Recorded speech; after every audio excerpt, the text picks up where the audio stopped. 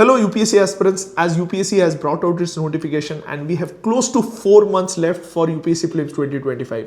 बहुत सारे स्टूडेंट्स मुझे पूछ रहे हैं कि सर इस 4 मंथ में can we clear prelims? I tell them you can crack prelims in 4 months, but आपको 100% एफर्ट्स देने पड़ेंगे with the right strategy and a focused approach. But before I tell you the detail plan strategy about the next 4 months of preparation, मेरे पास कुछ important चीज है which I wanted to share. So the first thing, if you have noticed कि UPSC 2025 में we have 979 seats. 2024 में यही number था 1056 सीट्स. तो अगर आप देखोगे 77 सीट्स कम हो चुके हैं एंड सिमिलरली प्रीलिम्स में जितने लोग क्वालिफाई होंगे उसका भी नंबर कम होगा. 2024 में वी हैव क्लोज टू 14,600 के आसपास लोग मेंस लिख रहे थे, लेकिन 2025 में विल बी हैविंग 13,500 सीट्स ही रहेंगे मेंस के लिए.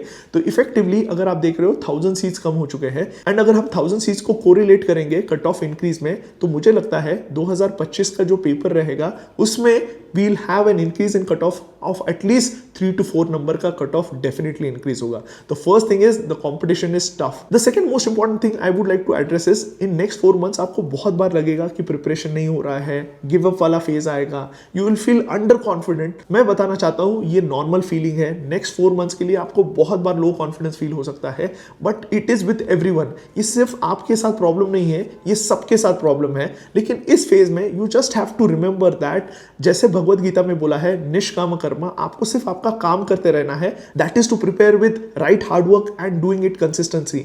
आप इसके बिना you can not clear prelims में. ये चीज बताना चाहता हूं 4 months के लिए do not see the results. आप अपना काम कीजिए, आप स्टैटिक बुक्स कीजिए, आप PYQs कीजिए, आप टेस्ट सीरीज दीजिए, आप करंट अफेयर्स पर फोकस कीजिए for next 120 days with full dedication. ऐसा नहीं है कि यहां सिर्फ आप बुक्स पढ़ने के लिए पढ़ रहे हो, आप पूरे डेडिकेशन के साथ अगर आप ये करोगे ना, आई कैन गारंटी आपका प्रीलिम्स निकलेगा. Next 4 months I would like to tell you be robot. अगर रोबोट जैसे काम करते हैं ना 4 months के लिए, स्किप एवरी सोशल इवेंट्स जैसे पार्टीज, बर्थडेज, IPL आने वाला है, there would be a lot of distractions. लेकिन आपका नेक्स्ट 4 months अगर आपने रेजर शार्प रखा and it is targeted towards your goal, I can tell you prelims is possible in 4 months. Another important issue which you would be facing in this next 4 months is आपको लगेगा कभी कभी during a day time आपको लगेगा कि preparation करने का mood नहीं है, पढ़ाई नहीं हो रही है. And what usually student do is they take a complete break. तो मैं चाहता हूं आप ये कंप्लीट ब्रेक, डे ऑफ 1-2 दिन नहीं पढ़ना, ऐसे अवॉइड कीजिए. आप 1 घंटे का ब्रेक लीजिए एंड सिट अगेन. जब पढ़ाई नहीं हो रही है ट्राई टू सॉल्व टेस्ट. जब टेस्ट सॉल्व करने का मन नहीं है, जब बुक्स पढ़िए, तो आपको रोटेट करना पड़ेगा. आपके जो प्रिपरेशन का जो स्ट्रैटेजी है उसको रोटेट करना पड़ेगा between reading and solving test, जिससे आपको मोटिवेशन बना रहे and you would be able to stick to your plans. तो ये सबसे इंपॉर्टेंट है. Moving forward with respect to improving your productivity, recently मैंने एक बुक पढ़ा था. बुक का नाम था eat that frog by Brian Tracy and उस बुक में मुझे कुछ इंपॉर्टेंट टिप्स मिले with respect to improving productivity जो मैं आपको बताना चाहता हूँ. Right down your plan. ये बहुत सारे स्टूडेंट्स अपने दिमाग में प्लान बनाते हैं. इस बुक में बोला गया है कि you have to write down your plan on a paper. इसका पावर बहुत ज्यादा है because you will be able to check that plan again and again. तो इंश्योर कीजिए कि आपका जो भी प्लान रहने वाला है for next week, for next day आपको लिखना पड़ेगा. सेकेंडली आपको प्रायोरिटाइज करना पड़ेगा आपके टास्क को.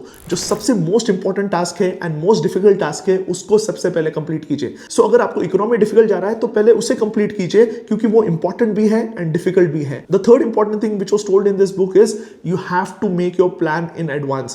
आप कल का प्लान सुबह मॉर्निंग में नहीं बना सकते. आपका नेक्स्ट डे का प्लान प्रीवियस नाइट में ही डिसाइड होना चाहिए, जिससे आप next day full energy, full focus के साथ स्टार्ट कर सकते हो. तो ये कुछ इंपॉर्टेंट चीजें इस बुक में बताई गई है that can definitely help in improving your productivity. Now coming back to the most important part is what should be our plan for next 120 days. The first thing I would like to tell you, इस 120 days को आप 3 stages में divide कर सकते हो. The first stage is with respect to completing the core syllabus in next 75 days.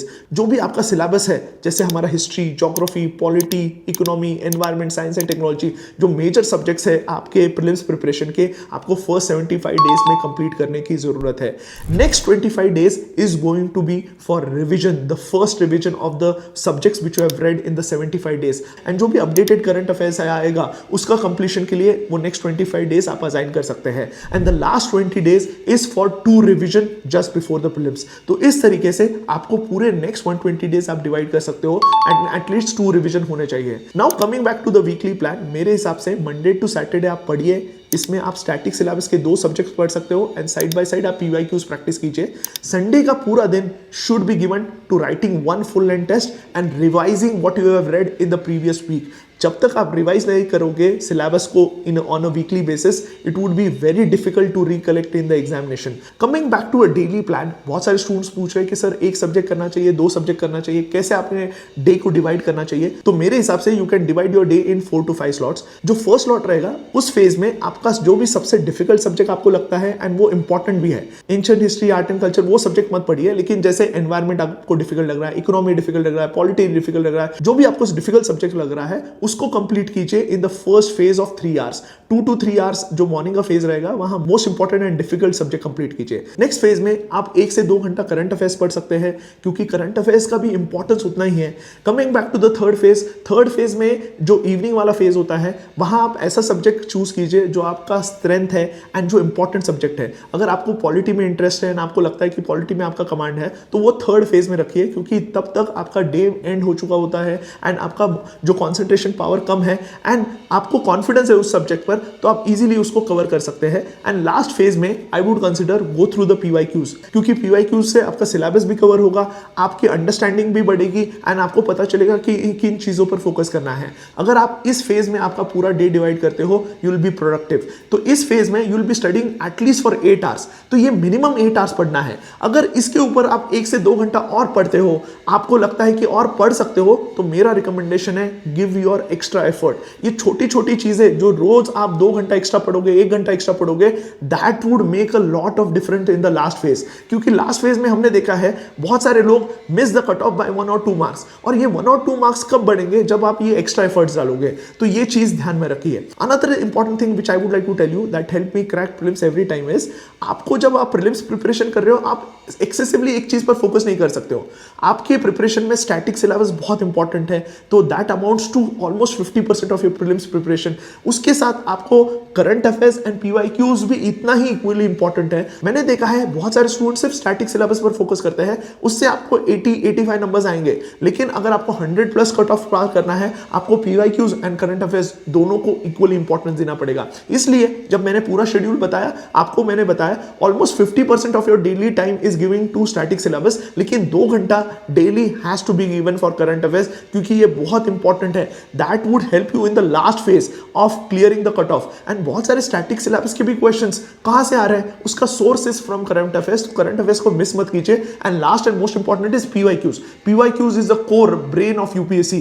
जब तक आपका PYQs पर कमांड नहीं है, आपको UPSC का ब्रेन नहीं समझेगा, आपको पता नहीं चलेगा कि UPSC कहां से क्वेश्चन पूछ रहा है, क्या सोर्स है, तो ये सारी चीजें आपको PYQ से पता चलेगा। हमने PYQ प्लस सीरीज भी स्टार्ट किया है जहां आप देख सकते हो कि कहां से UPSC क्वेश्चन पूछता है। आप सारे वीडियोस देख सकते हो, आपको एक अंडरस्टैंडिंग आएगा कि what is the mindset behind setting a question that can definitely help you in prelims preparation. तो मेरे हिसाब से आपके पूरे प्रिपरेशन में नेक्स्ट 4 months में you have to divide your phases of preparation into 3 phases, that is 75 days, 25 days and 20 days। 75 days में आप सिलेबस कंप्लीट करने की कोशिश कीजिए, reading 2 subjects in tandem. Next 25 days में फर्स्ट रिवीजन होगा एंड अपडेटेड करंट अफेयर्स आप पढ़ोगे। एंड लास्ट फेज में you will be revising the syllabus 2 times and test series दोगे, फुल एंड टेस्ट दोगे in that phase.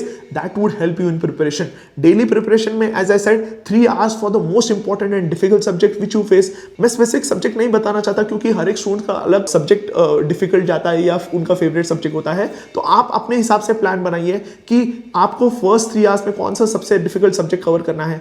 Next 2 hours is for current affairs, again 2 to 3 hours for your the second static subject and last में 1 hour for PYQ preparation. That would help you plan the entire 120 days in a effective way. तो ensure कीजिए the first thing which you will be doing today is making a detailed plan and implementing that plan with dedication and consistency. I hope this video helps you in improving productivity and planning also. We are conducting important sessions with respect to environment, IR mapping हो गया या फिर हमारा अर्थशास्त्र series है। I would like to tell you जब भी आपकी पढ़ाई नहीं हो रही है, watch these sessions. It would help you revise also and cover important topics for prelims 2025. I hope आपको ये सेशन पसंद आया होगा। Thank you.